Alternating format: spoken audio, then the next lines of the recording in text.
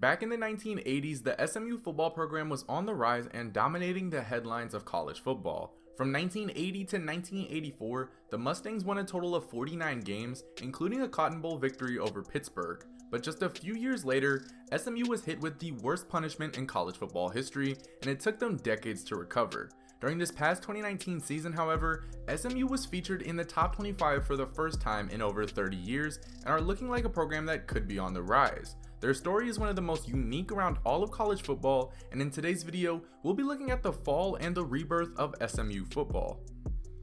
To look at their fall, we need to go all the way back to 1976 and understand how good they were in the first place. At this point in time, the program had just hired Meyer to be its new head coach, but it would take a bit of time for him to make a significant impact at the school. He didn't have a single winning season from 1976 to 1979, but everything changed during the 1980 season. After a few strong recruiting classes, SMU was in prime shape for a run that saw them take college football by storm. They were able to add highly coveted running back Eric Dickerson in the 1979 recruiting class, as well as running back Craig James, and the two became a feared dynamic duo around the nation. In 1980, SMU went 8-4, which included a 20-6 victory over rival Texas that really put the university on the map and let the college football world know that SMU was here. The team didn't hit their full potential, however, until quarterback Lance McElhaney took over as the starter. He wasn't the most talented passer in the world, but what he could do was run the option to near perfection, and with him, Dickerson, and James, SMU had themselves a dominant offense that could run the football on anyone.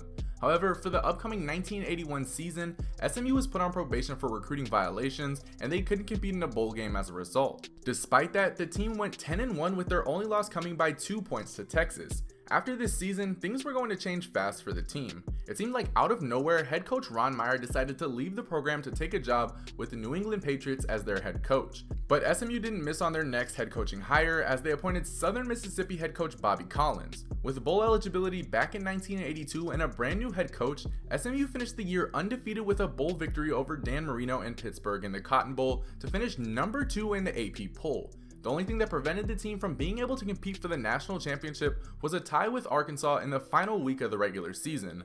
After this season, both Dickerson and James graduated, and it was time for the next era in SMU football. However, SMU didn't miss a single beat without the two, going 10-2 in both 1983 and 1984, finishing with a share of the Southwest Conference title and winning the Aloha Bowl over Notre Dame in 1984. However, SMU soon became under investigation for even more recruiting violations from boosters and assistant coaches. A former football player by the name of Sean Stoppridge would later confess that SMU was paying him and his family to attend the university.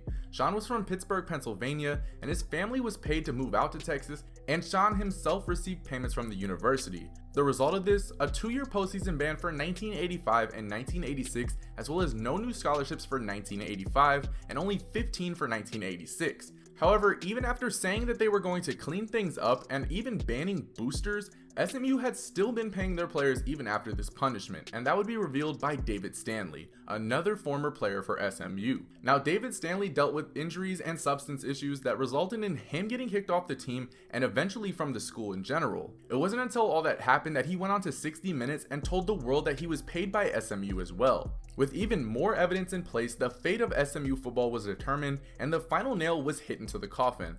SMU received the death penalty, and this would be the most harsh penalty in all of college football history. No operations for a full season, no scholarships, no recruiting until 1988, a bowl ban until 1989, and probation until 1990. After this, SMU lost players, lost recognition, lost respect, and they just lost their program.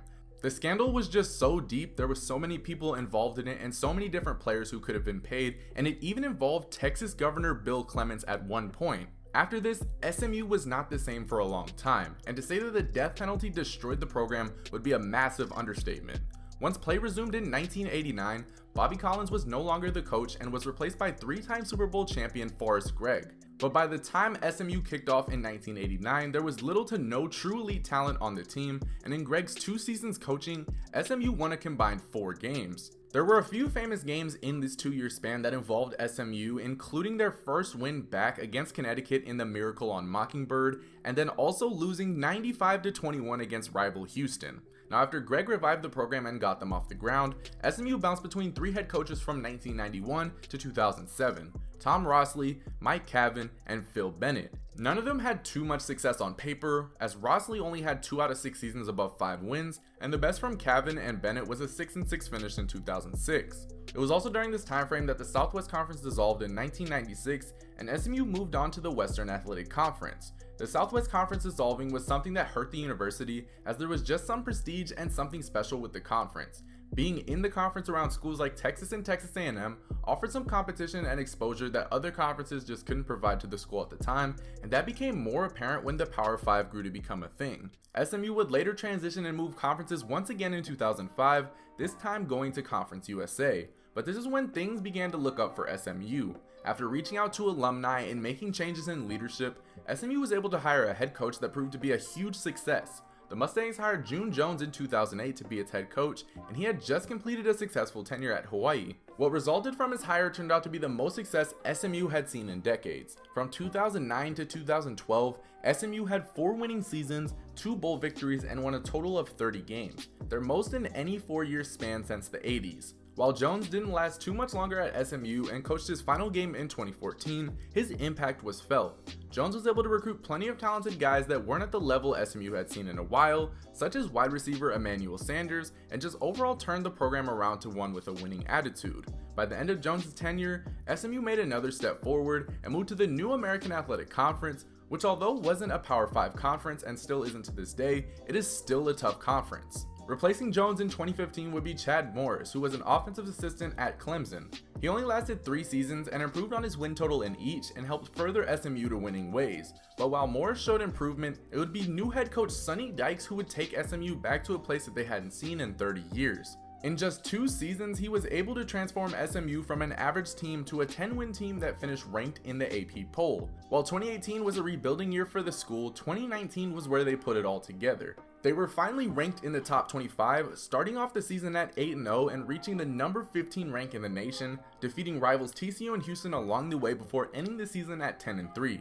Part of the reason for their success was Sonny's recruitment of transfers into the program, which included former Texas quarterback Shane Buechele. While he struggled at Texas and eventually lost his starting job, he revived his career at SMU in 2019, where he threw 34 touchdowns and almost 4,000 yards to a receiving corps led by now Baltimore Raven wide receiver James Proche. SMU's capitalizing on transfers has been phenomenal as well, and just last season, SMU had a total of 35 transfers on their team. Since 2018, they are in the top 5 in terms of transfers into their program. The work that Sonny has been able to do in just a short amount of time is impressive, and he has reached a level that others before him weren't able to do with more time. SMU football is back, or at least has a chance of being a competitive school year in and year out, and the signs are all there. They have taken major steps forward both in on-the-field performance and off the field as well. For the first time in decades, they had an offense finish in the top 25 in terms of offensive scoring in 2019, where they averaged over 40 points a game, and that was thanks to their dominance in the passing game with their air raid scheme. Recruiting has also seen some considerable improvements as well, as SMU has ranked in the top 70 in both 2019 and 2020, and could get into the top 50 or even higher when the 2021 class is finished. For some, those numbers might not seem impressive, but you would have to go all the way back to 2011 when SMU last had a recruiting class rank in the top 70 period. And according to 24/7 Sports, they haven't even had 3 consecutive seasons where they finished in the top 70 nationally. So being able to reach that will be a good accomplishment with, of course, room to improve. One of the reasons I think we will see SMU make strides in their recruiting in the future is that Sonny Dykes and the marketing team have made the effort and put more emphasis on recruiting in the Dallas area. They're starting to brand SMU as Dallas's school, and you can see it with the billboards that span across Dallas and the areas around Dallas, or even look at their uniforms to see that the branding is already in place. Getting that talent in their backyard is going to be crucial for SMU's further rise, and that emphasis was echoed further by Sonny when he stated that I felt like we needed to make inroads on Dallas recruiting. We have some of the best high school football programs in the country within 10 miles of our campus, and we've got to have a presence of recruiting there at those schools. We have to be the school in Dallas at some point if we're going to get things the way we want to get it. And the benefits of that branding is starting to show as SMU was finally able to get a commitment from its first 4-star recruit in years in quarterback Preston Stone from Dallas. This program itself has had a lot of work to do since receiving the death penalty back in 1987, but as head coach Sonny Dykes put it, this program has been left in better shape by the end of every coach's tenure at the school. While on paper the success wasn't there until the late 2000s, the steps to getting back to being a winning program consistently couldn't have happened without any of the previous coaches. But now in 2020, that work is starting to truly show that it is paying off. SMU is just continuing to take the next steps in the hopes of becoming a consistent winner once again, this time in the right ways. But, as always, only time will tell if and when SMU can reach that point. This has been the fall and rebirth of SMU football. Thank you guys so much for watching. Subscribe if you're new, and as always, I will see you guys next time.